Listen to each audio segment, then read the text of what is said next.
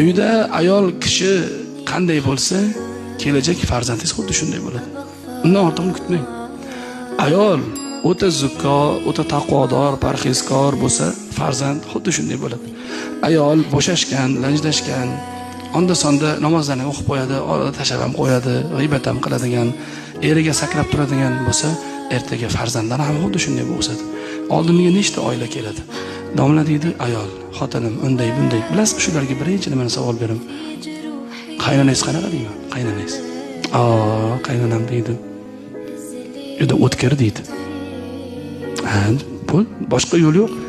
Qaynona uyda erga sakrab turgandan keyin, u qiz uni ko'rgandan keyin, u qiz ertaga eriga sakramaydi, erini tepadi. Tepibdi ham deb bitasiz. Tepibdi ham, tepadi-da.